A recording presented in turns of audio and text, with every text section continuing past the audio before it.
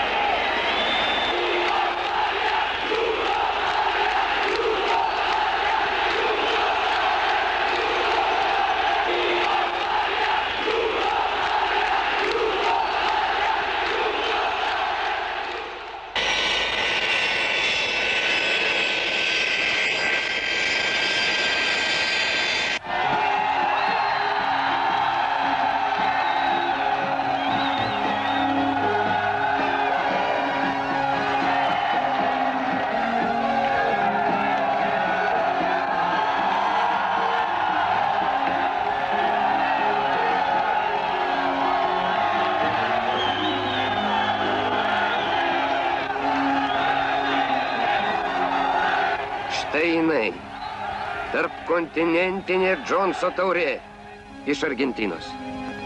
Aukštesnio apdovanojimo krepšinio klubiniai komandai pasaulyje nėra.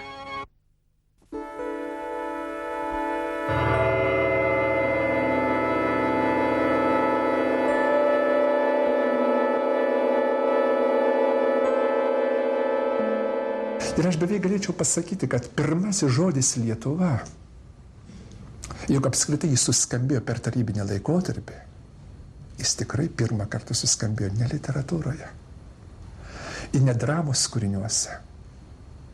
Aš lenkiuosi tiems autoriams, bet jis pirmą kartą suskambėjo halėje.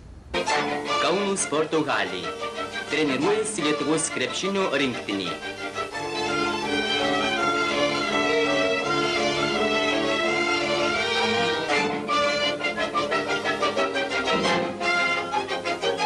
Jie, mūsų penketukas, mūsų pasididžiavimas Tarybų sąjungos čempionai. Už laimėjimų sporto srityje jie apdovanojami aukso medaliais. Kapitonas Kolakauskas, Sercevičius, Butautas, Lagunavičius ir Petkevičius.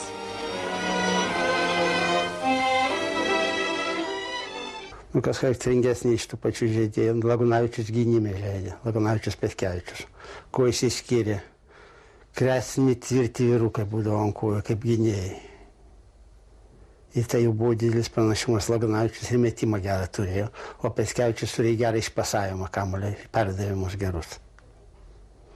Butautas buvo aštrus žaidėjas, greitas, aštrus šioklus. Tai čia pranašumas būdavo, prasiveržimai prie krepšio. Sercevičius tai universalus centro puolėjas buvo. Valdė ir kairę ir dešinę ranką, metimus atlikinėjo. Gan efektyvus jo buvo kablio metimai, kaip vadiname, per galvą. Reiškia, tie metimai buvo. Ir šiaip gan universalus buvo, kaip ir gynime geras, ir puolime. Ypač gerai dirbdavo po krepšio. Ūgis buvo didžiausias, ne taip jau didelis pagal šios mastus, 1,88 m. Tačiau ko pasižymėjo, kad jo rankos gan ilgos buvo, ilgesnis negu normalius. O tačiau būdavo ir pranašumas visas. Tai su tom savo rankomis posų nemažai prikrėsdavo priešininkui. Visokį triukų pridarydavo. Prisimena gerai, kad jis barzdos nesiskuto.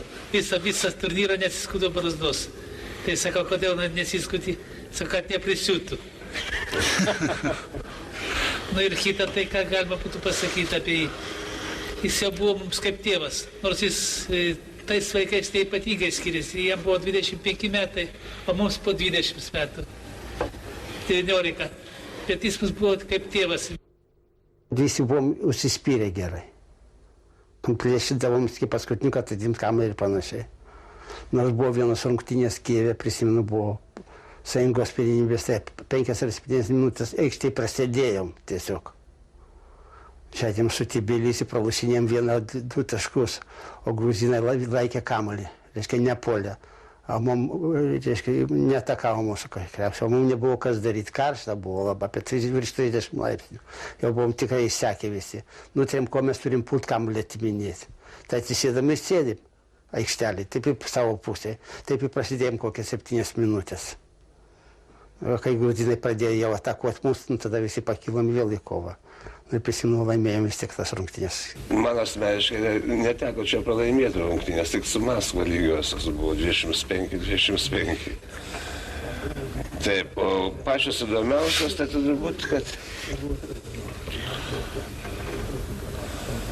su TSL rinktinė čia, kai žaidė, aš jau nežaidžiau, aišku, žiūrovų tarpe buvau, su Tarybų sąjungos rinktinė, kada žaidė žalgiriečiai ir laimėjo tą susitikimą. Čia pirmieji tokie žingsniai tai su Telšiais surišta. Čia buvo toks miestų turnyras. 8, mes atvažiavom šitokie žemaitukai, tikrai to žodžio prasme, nedideli, bet jie užsidegė, užsispyrė, galbūt ir nelabai taip šnekos buvo. Nu ir čia kovėmės. Nu ir palyginant 3 vietą buvo tada.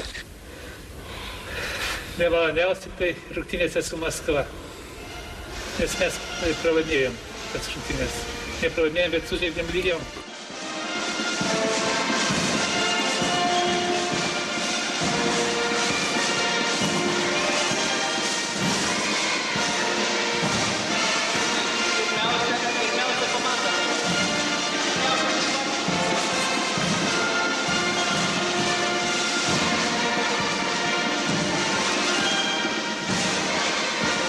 Žinoma, čia Maskvos palaikymas.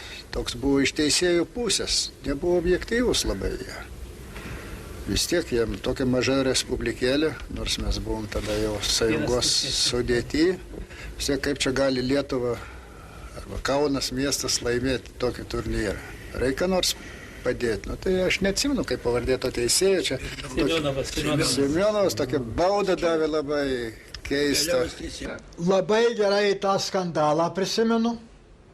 Ir tą teisėjo sprendimą Semionovo, po kurio jis stojo pas mane teisėjo vardo. Tokio, sakyčiau, neobjektyvaus, net negalima į tą kategoriją neobjektyvaus, už tokį chuliganišką sprendimą, kadangi jautė, kas sekundės baigėsi ir rezultatas toks, tai jis absoliutiškai nustojo autoriteto kauniečių tarpe. Tai buvo pirmas susitarimas. Bet ne paskutinis. Tas teisėjas bus dar vieną kartą atplukdė šitą Erevanį, taip? 52 metais. Tas pats. Svarbiausia, kad paskui išgėręs jis verkė ir klausė, ar aš galiu dar atvažiuoti vietą. Mes pralaimėjom tą peržaidimą tenai. Tai ar vieną atrankų nešė nenugalėtojus, bet pralaimėtojai. Iš aikštės į Viešbutį, Vagunavičių ten ir kitus. Kad tu bija tagad tas izšķirošais, kad Kaune nospēlēja ar Maskavu neizšķirti, un tagad izšķirās rezultāts. Un mums jāspēlē ar Kauni.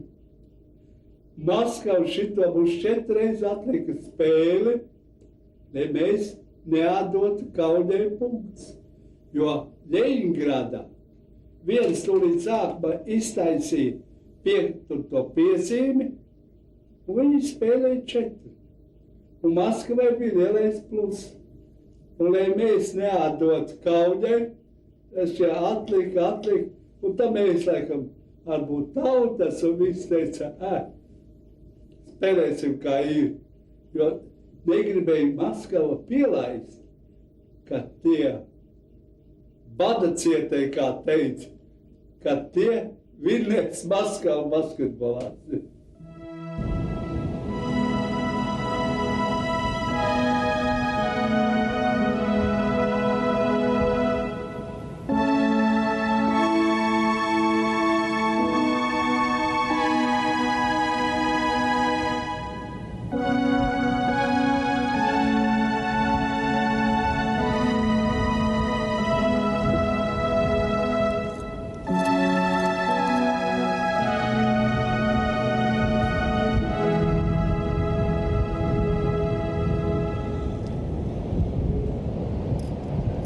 Un es teikšu tā atklāt sakot, ka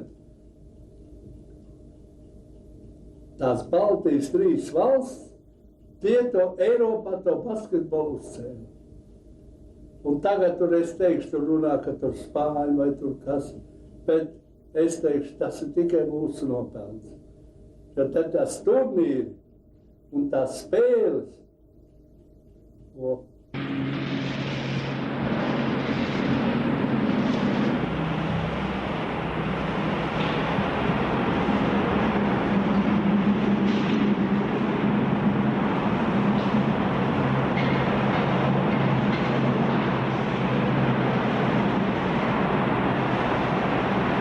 Lietuvis tik sąjungai labai daug davė.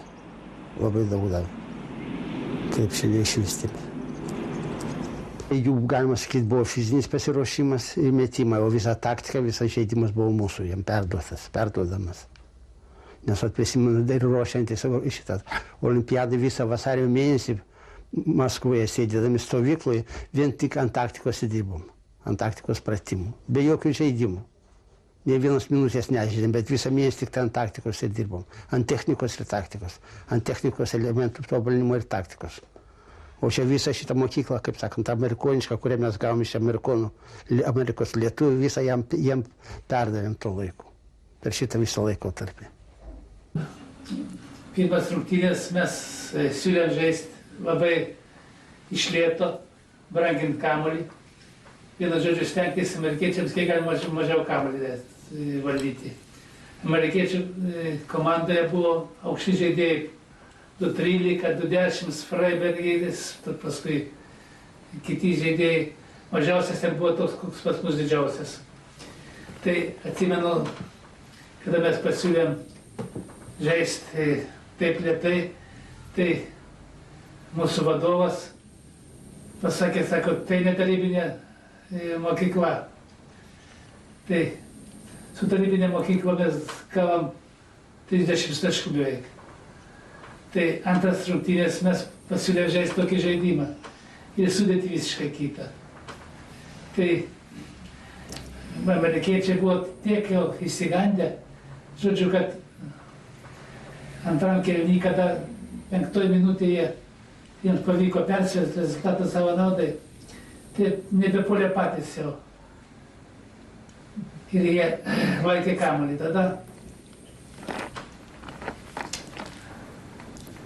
Tada, žodžiu, mums pasakė, kad spauskit juos, atimkit kamuolį. Kai paspaudėme, pasidarė 11 taškų, bet amerikiečiai po tų rungtynių rašė, kad pas juos vadinasi kamuolį užšaldymo taktika. Tai buvo, reiškia, kada žaidė iki tikrą metimą. Parašė savo knygą net tą, kad rusai panaudoja kamuolio užšaldymo taktiką, buvo visiškai arti pergalės. Taip arti aukso medalių, kaip, sakysim, niekuomet amerikiečiai nebuvo tokiai padėti. Ne, meluoju, 56.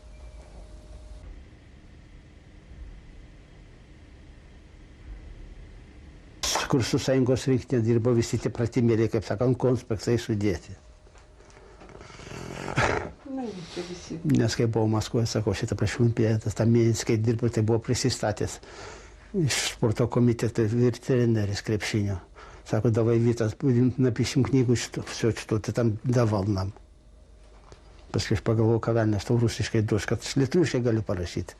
Tai atvažiavęs namo, pradėjau, surinkau visą tą medžiagą, pradėjau, kaip sakant, kurti šitą kūrinį vadinamą. Savickas, skaitamas mūsų krepšinio tėvas. Mano buvo trečioji, ketvirtoji buvo Kulakausko. Paskui jau Stonkus pradėjo rašyti.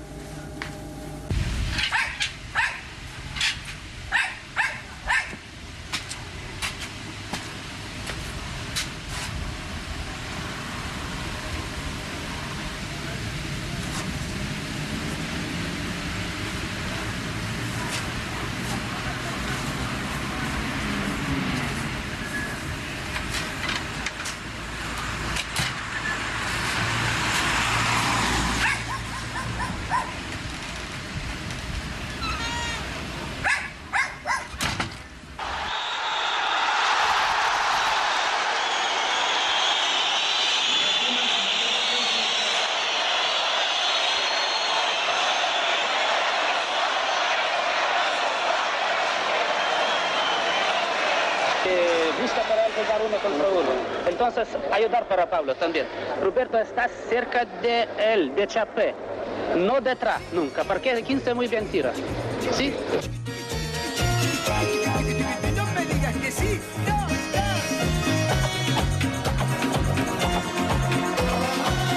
Palanca, palanca, palanca. Ha, ha, ha, ha, ha, ha.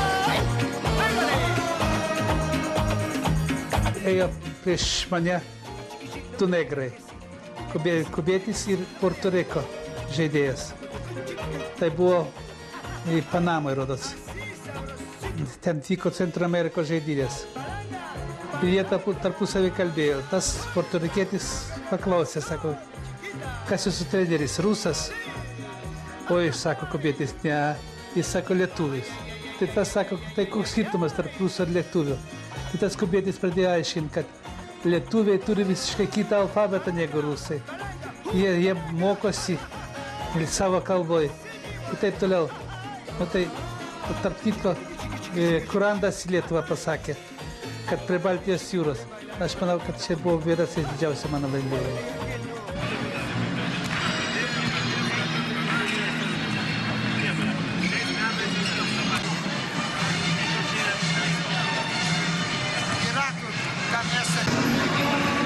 Iš viso reikėjo pagalvoti.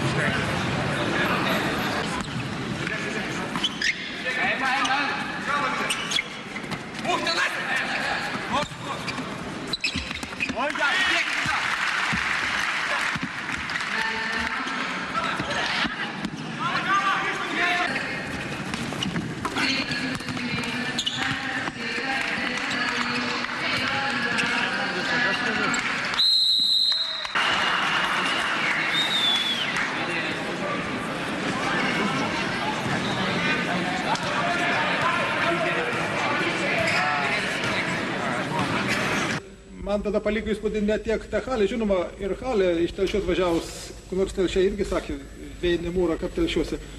Bet man paliko didžiausią įspūdį, tai aš pamačiau pirmą kartą žaidžiantį Būtautą, Sercevičių, Lagunavičių ir kitus čia. Buvau prisiskaitęs, buvau girdėjęs, aiškiai apie juos, bet aš pamačiau juos pačius čia. Tai vat buvo didžiausias įspūdis. Petkevičius man buvo pažįstamas, kadangi jis buvo prieš porą metų iš Telšių tik išvažiavęs. Tai aš jau jį žinojau, o kitus tai pirmą kartą pamačiau. Tai buvo įspūdis didžiausias ir ta halė, kaip sakant, ir dabar man prieš akis dar stovi Būtautas ir kiti, kurie čia žaidė ir tas pirmasis rungtynės. Aš labai gerai dabar, jeigu aš būčiau dailininkas, aš nupieščiau labai tikslų paveikslą.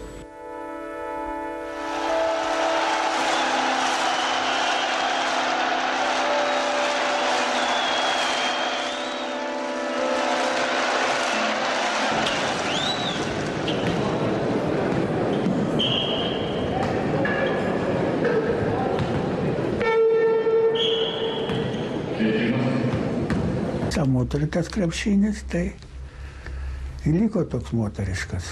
Buvo visą laiką, kol tos moteris fiziniais daviniais pradėjo pavyti tarybinės krepšininkės, o mes visuomet buvo silpnesnis. su Europą galėjom lošti, kadangi jos taip pat buvo visos fiziniai silpnesnės. Užtat mūsų moteris ir Italijai startuodavo geriau. A kai ateidavo, kaip mes vadinam, rusiški tankai, tada mums pasidarė blogai lošti. O mūsų vienas tankas buvo vienas Sviderskaitė tik tai. Turėjau gerai išrinktą aukštos klasės, katrai paskui buvo žinomas treneris, tai Sviderskaitė kapitonas komandas buvo ir labai užsispyrusi, kai visi ją pažįsta, su tokia tikrų sportinių charakterių. Į tą komandą valdė ir tokių kapitono, nei vyrų komandai, kitur nerasė, kaip buvo Sviderskaitė.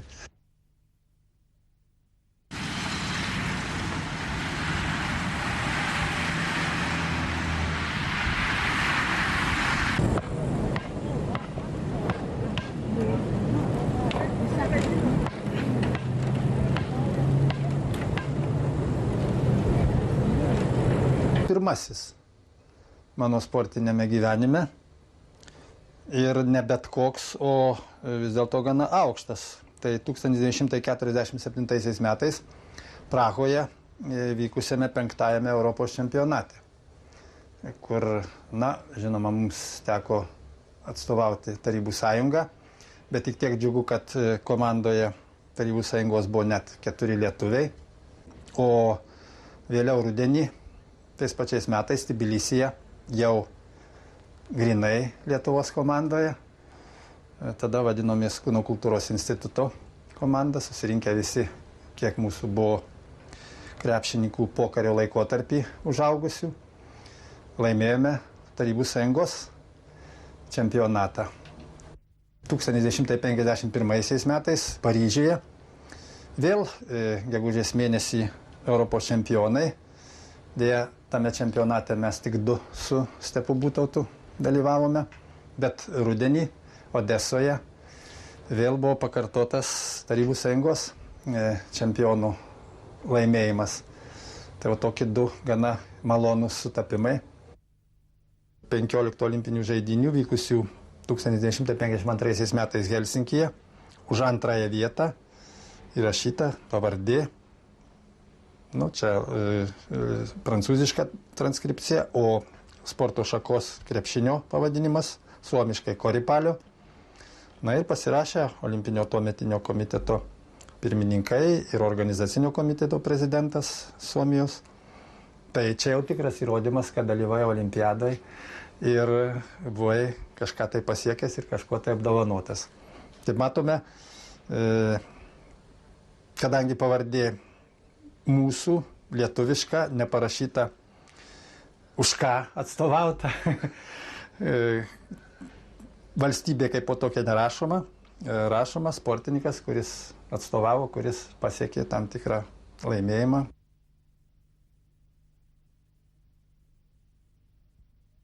Kairės tai Šliūpas, Lukošaitis, Lagunavičius, Būtautas ir Sercevičius.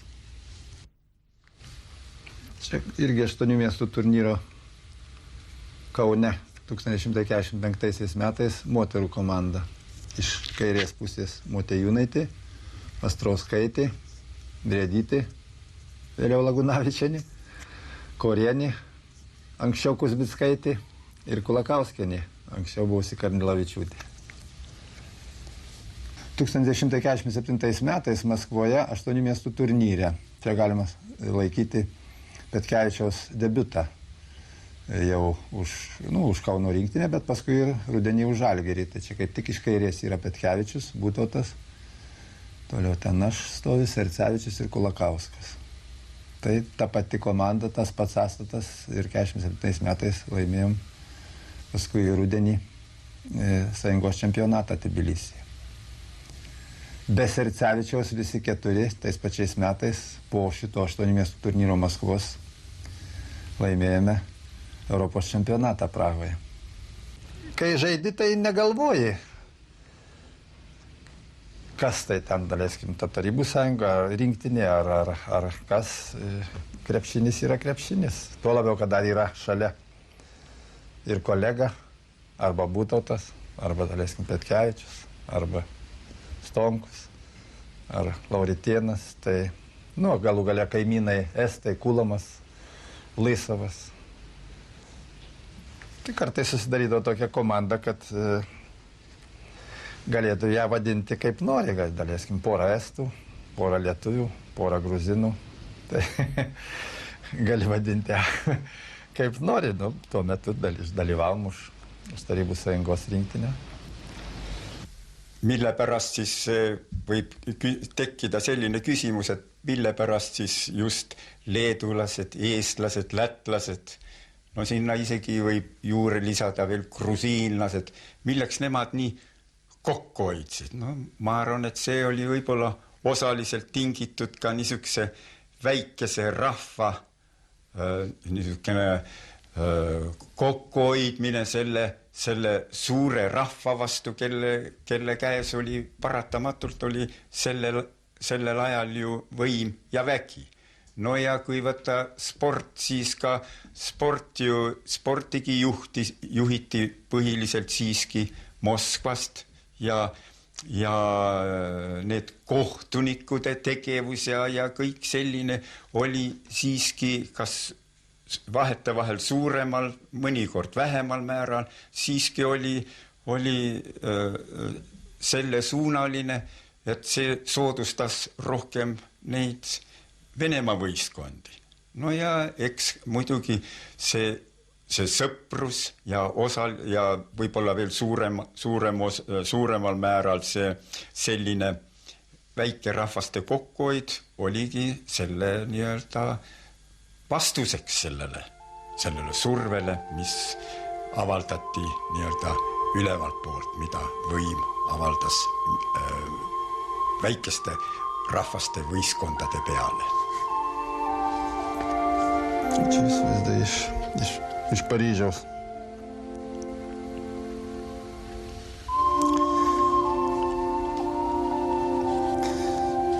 Čia Nica, Monte Carlo. Paskutinė nuotrauka. 1954 metai. Paskutinis vadinamas 8 miestų turnyras Leningrade. Ir turbūt ko ne pirmosios tarp valstybinės rungtynės su bulgarais, dėja, kurias pralaimėjom. Ir tuo užbaigta karjera. Atsirado nauji, jauni, perspektyvus, tai Stumbrys, vėliau Buzelis, kurie kaip tik tose pozicijose žaidė, kaip vadinom anksčiau gynėjų, dabar vadina įžaidėjais. Ir tuo Leningradas ir prisimintinas, kad užbaigta buvo krepšinio karjera. Vėliau už veteranus, trenerio darbas, dėstytojo. Bet jau ne aikštelė, ne. Nu, aikštelė, bet pats jau ne karys.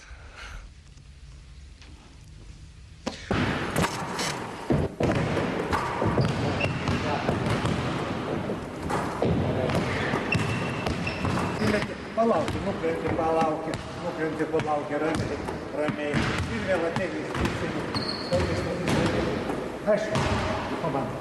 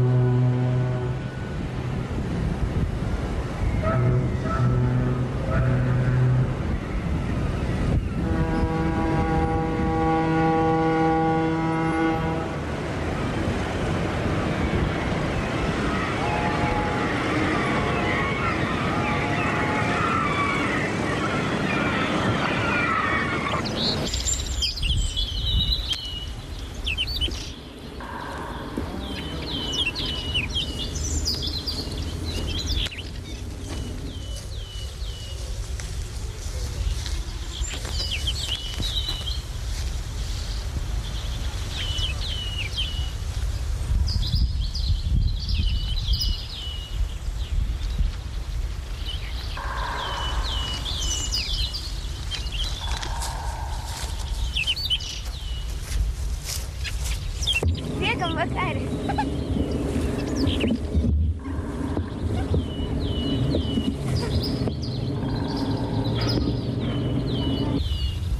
Mes jau gan senokai matėmės, va Klaipėdoj filmavom. Kas naujo jūsų gyvenime per tą laikotarpį? Na, per tą laikotarpį taip. Gal kažkas tai ir naujo jau pasidariau rimtas pensininkas. Kažkiek kaip tokio tiesioginio darbo. Su jaunimu dabar jau mažiau turiu. Bet klubus dar žadėjau. Sakot, neatjungt visai. Savo mėginimo tokio. Sakant, ar čia profesijos, ar kaip čia pavadinti. Aiškiai, dar susijungti su jaunimu, dar galvoju padaryti sąlygas, kad dar būtų galima padirbėti. Daugiau ar mažiau, bet sąryšį dar turėčiau. Žinoma, tas mano gyvenime tai dar galbūt ir lengviau pereiti. Jau į bendrą tokį pensininkų amžių. Bet kur dar jeigu yra, vis galvojam, kad dar vis kažką tai galim vis išmokyti, nuteikti juos darbai, tokiam savistėm darbai daugiau.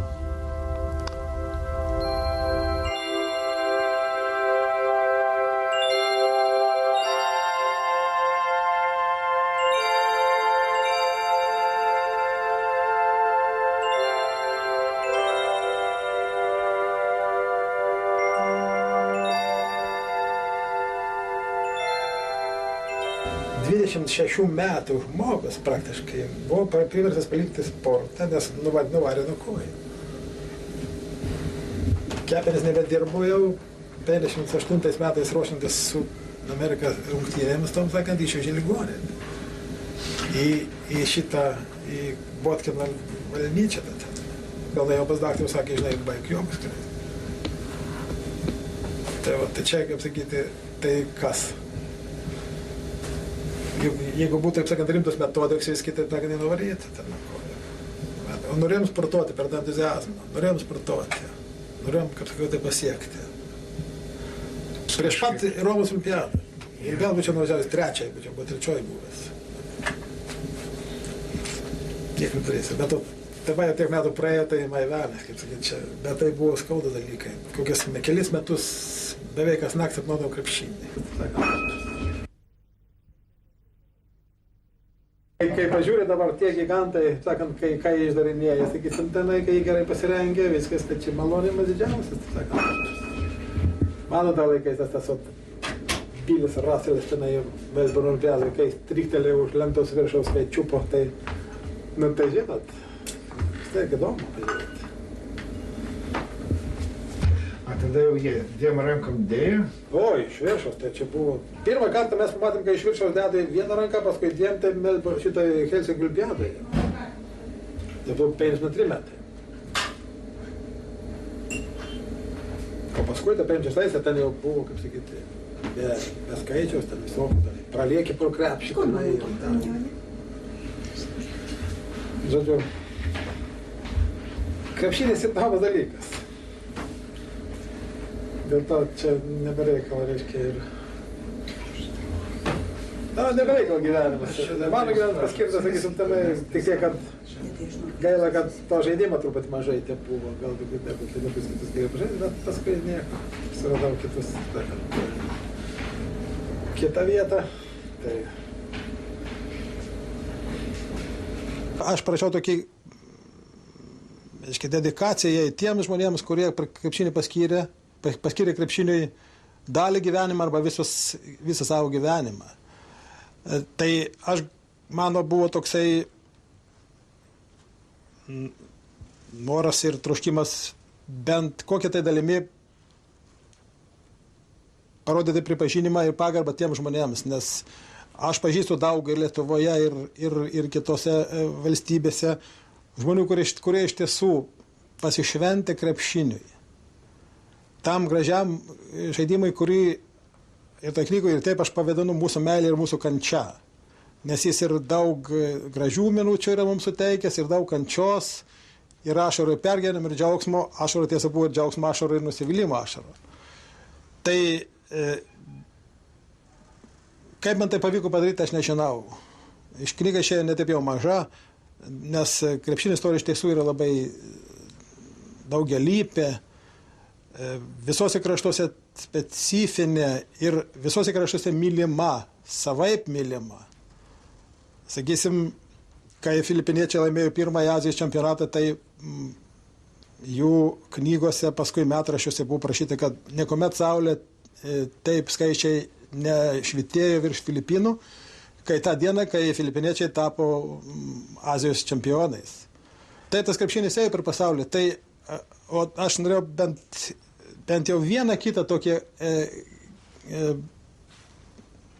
žingsnį parodyti, kaip jis ėjo ir dėl ko jis dabar yra toks, kad krepšinis vadinamas, taip sakoma, kad krepšinio imperija, tai tokia imperija, kurioje niekuomet nenusileidžia saulė.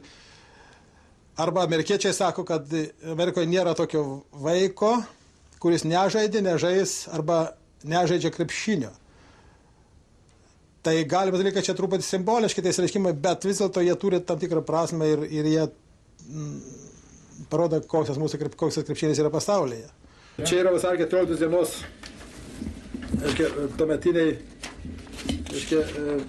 Lietuvos kamuolio žaidimų sąjungos prezidentas Barkauskas ir atsakingas sekretorius Čerekas.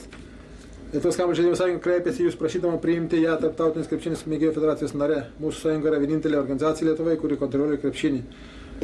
Su nuoširdžia pagarba ten ir taip toliau. Čia bus vasario 14 dienos, o vasario 26 dieną jau gavo teigiamą atsakymą. Čia yra dokumentas, kuriame yra parašyta, kad Lietuvos krepšinio federacija yra priimta į Tarptautinę krepšinio federaciją, sveikina Džonsas ir parašyta, kad jis gali dalyvauti ir Berlyno olimpiadoje. Tai yra data 26 vasario 36 metų. Mes esame nuskriausti dar vieną kartą, kad mes negalėjome dalyvauti kaip pilnateisiai tos krepšinio šeimos nariai toj gražiai šventėje, kurioje dalyvavo viso pasaulio krepšinio valstybės. Juk, sakysim, buvo šimtmečių skirta estafetė, kuri praėjo per visas krepšinio valstybės, o mūsų jį nepasiekė. Dėl to, kad mes oficialiai nepriklausome krepšinio federacijai, bet mes jaučiame ir tai jaučia ir krepšinio pasaulius, ir krepšinio pasauliniai vadovai, kad Lietuvos krepšinis yra įnešęs didelį indėlį į pasaulio krepšinį. Aš kaip pasakysiu tokį labai įdomų posakį, kurį mums pasakė generalinis sekretorius Tarptautinės krepšinio federacijos Borislavas Stankovičius, kai mes buvome pirmą kartą nuvažiavę pas jį į Miuncheną, reiškia, kalbėti Lietuvos krepšinio federacijos tarptautinio pripažinimo atstatymo.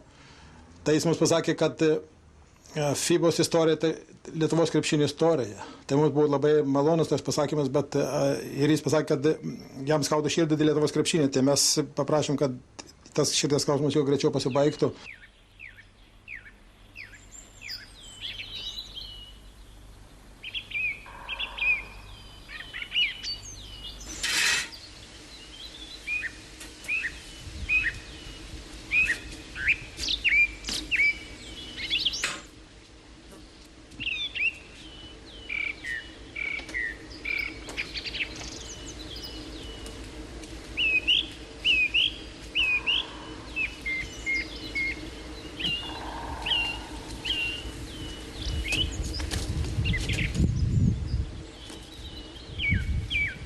Ne, tai aš ir neieškojau, jau vis tiek naują gyvenimą reikėjo kurti.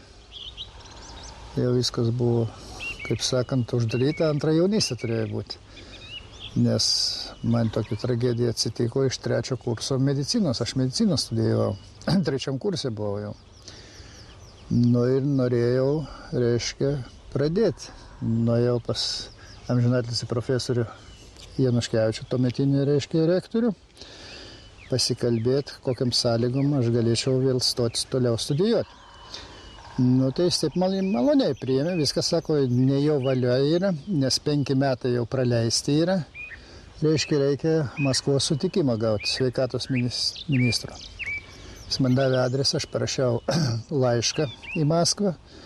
Nu ir gavau tokį atsakymą, nelabai įdomu. Nuo общее основание, reiškia, pradėti nuo 1 kurso.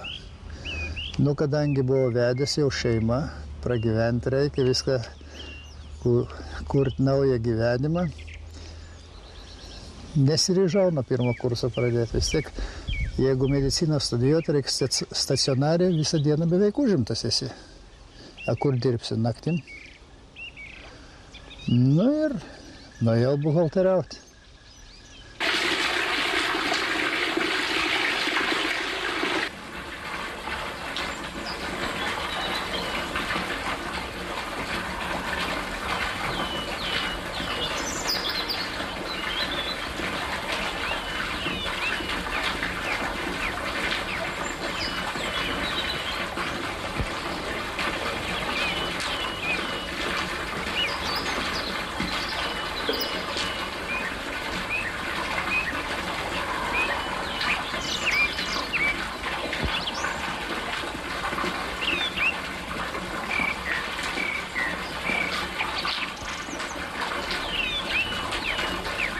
Sportą mėginau.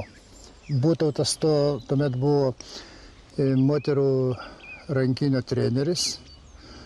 Reiškia, jis mane pakvietė į Kūno kultūros institutą. Būtautas, palaukit, Būtautas buvo ne rankinio, krepšinio treneris. Krepšinio, moterų. Moterų. Ar aš pasakiau rankinio? Vis krepšinio, tik krepšinio, visą gyvenimą užsiėmė, nes pats geras žaidėjas buvo. Europoje buvo vienas iš geriausių. Džonsas pripažino, tas tarptautinės federacijos pirmininkas. Nu, jis mane pakvietė, pamėginau, bet praleistas laiko tarpas 5 metai. Ne tas, jau orientacijas nėra tokios, viską ir dar davė žaisti, reiškia, su moterų, nu, ten tokio jaunių vaikų tokių buvo ir mane paėmė tenai į tą komandą prieš moterų komandą. Atsimenu kaip šiandien, reiškia, davė man dengti Tulevičiūtė Vileikienė. Nu kur aš? Fintus daro, aš atsilieku. Nebe tas, orientacijas nėra nieko. Nu ir nebandžiau.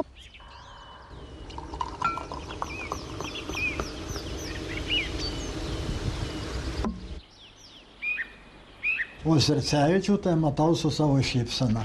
Malonė šypsena. Sercevičiui, žinoma, taip nepavyko išeiti į populiarumą dabartiniais laikais, todėl kad jis buvo pakaltintas politiniai ir labai nuskriaustas. Dar čia, kai buvo dabar šitas turnyras, veteranai žaidė Kaune.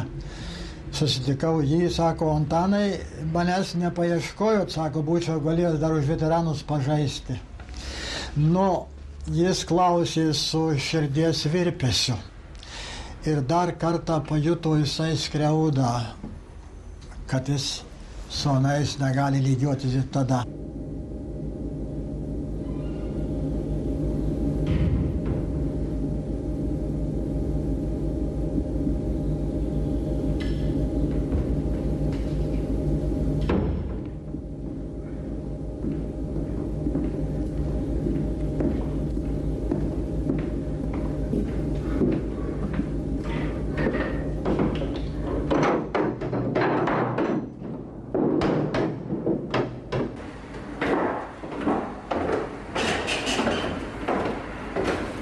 Rinktinė. Aiškiai, rusai jį ėmė į rinktinę, bet jis rinktinėje tik iki lėktuvo trapo būdavo, išskrist nesiveždavo, saugumas neišleisdavo niekur jį.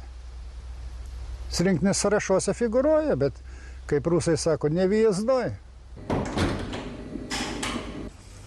geras žaidėjas buvo. Jeigu, žinoma, jam irgi nebūtų gyvenime tų nelaimių visų buvo, jis būtų pagarsėjęs Europoje. Gal ir užjūrį net. Nes jis buvo tikrai talentingas, labai atsidavęs krepšiniui buvo. Jam krepšinis tai viskas buvo.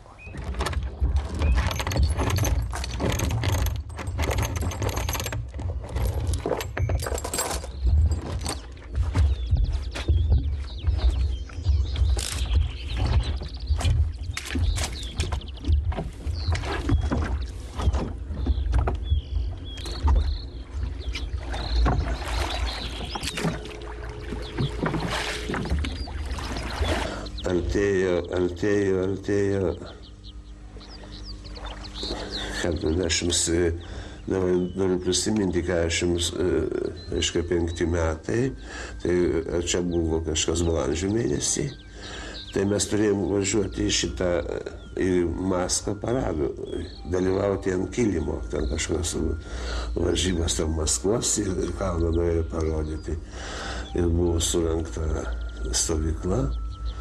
Tai prieš tą stovyklą buvo, kaip sakant, sulaikyti ir Šliūpas Mindaugas, ir Lešinskas truputėlį anksčiau, Lukušaitis dingo, tai mes galvom, kad jis sulaikė, bet jis pasirodo, kad jis pats nusišalino iš akiračio. Dabar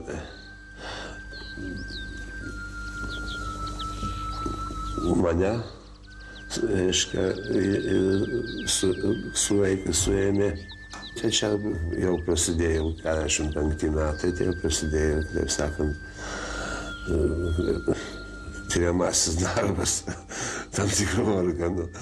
Tai ieškojo visokių. Sakau, man asmeniškai nežinau, už ką galėjo, kaip vis tiek rado kažką. Man teko patekti tiesiog iš karto iš tą nenuteistam, netardomam, nieko į etapą. Buvau keliom parom sulaikytas saugume, tam kamerose. Ir susitikau su savo treneriu Šačku. Tai labai gerai prisimenu tą momentą, kada jis man sakė, tu dabar viską valgyk. Aš tai nevalgydavau, ten atnešdavau kažkokios pasmitusias žuvytės. Aš negalėdavau net jų arti savo pridė. Sako, tu išmok, sako, jau reikės.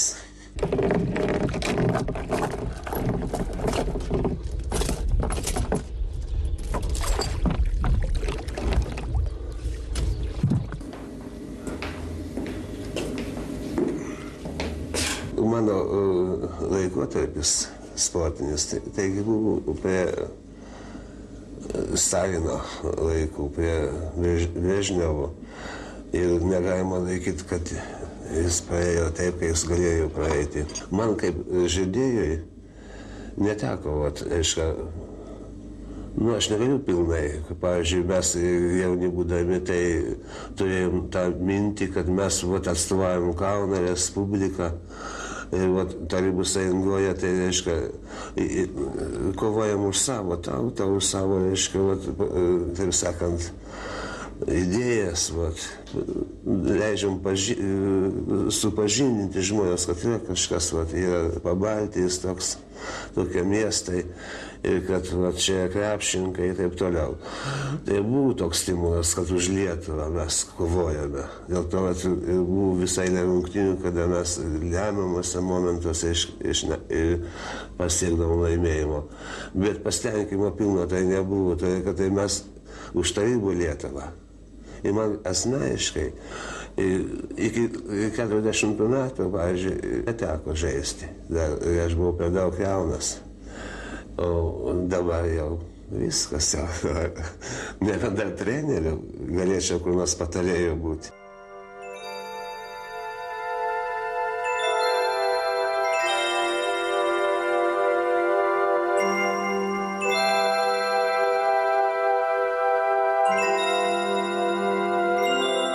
Aš beveik drąsiai galiu sakyti, nuo 45 metų iš esmės, o ypač tai pirmaisiais pokario metais, krepšinis Lietuvai tapo rezistencijos forma. Kai kas ten, o kai kas viešumoje, sakykime, kamoliu daužė šitos valstybės, imperialistinės valstybės galybę. Ir štai 5 vyrų komanda išeina žaisti. Ir, kaip sakant, suplėkė galingai, stipriai, bet pačia gražiausia forma, demonstruodama europinio arba net ir pasaulinio lygio krepšinį, tokias garsias komandas kaip Gruzija, kaip Maskva, kaip Leningradas. Pagaliau galim kalbėti ir apie Ukrainą. Tai buvo galingos to meto komandos. Ypatingai norėčiau išskirti Gruzijos, Maskvos komandas. Ir štai tie vienaip ar kitaip, sakykime, iš sąjungos periferijos, iš jos, sakykime, įvaldomų kraštų, kuriems kabutėse buvo nešama rytų aušra, mokymas, sakykime, reiškia ir visos galimybės, jie, sakykime, stovėdami ant senojo krepšinio, sakykime, elitinio pagrindo formos mokyklos, jie atvažiuoja ir atlieka tokį, sakykime, galingą darbą, kuris iš tikrųjų, kaip aš sakau, yra rezistencijos forma. Ir kas svarbiausia, tauta tai suprato. Kiekvienas, reiškia, dalyvavimas, reiškia, rungtynėse, o jo lab žaidime, žaidėjas, teisėjas ir panašiai, pagaliau federacijos nariai, sakykime, be jokių rašytinių formulių suprato, kad čia yra labai labai galingas tautos žadinimo, jei vilties atsistatyti teikimo būdas. Ir visi pagal tą nerašytą taisyklę dirbo savo darbą vardan Lietuvos krepšinio, vardan Lietuvos pergalės ir būsimųjų dienų, kurias mes šiandieną sulaukėm. Taip, kad suma sumarum, krepšinis irgi įnešė indėlį perartinti šitą dieną. Buvo 8 miestų turnyras Sverdlovske. Važiuodami į turnyrą tikėjomės išlošti nemažai, laimėti nemažai rungtynių. Bet laimė šį kartą labai nesišypsojo mums. Ir labai daug rungtynių pralošėm. Bet nežiūrint tai, kiekvieną kartą po rungtynių prausdavomės, rengdavomės ir dainuodavom. Net rūbininkė vieną kartą mūsų paklausė: "Девушки, сегодня вы выиграли?" "Нет, проиграли." Kitą dieną vėl tas pats. Вел клаусся: "Девушки, сегодня вы выиграли?" "Нет, проиграли." Ну и народ какой! Я еще таких не видел.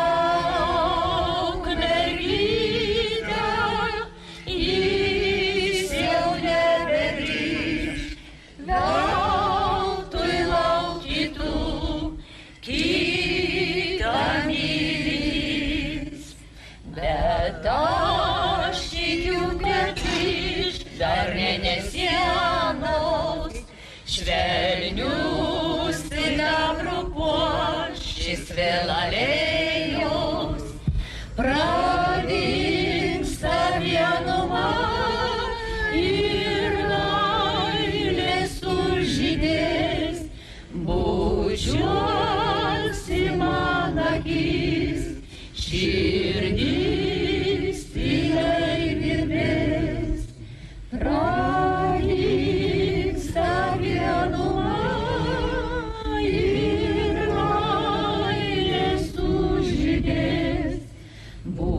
Bučiuosi man akis, širdis tyliai virbės.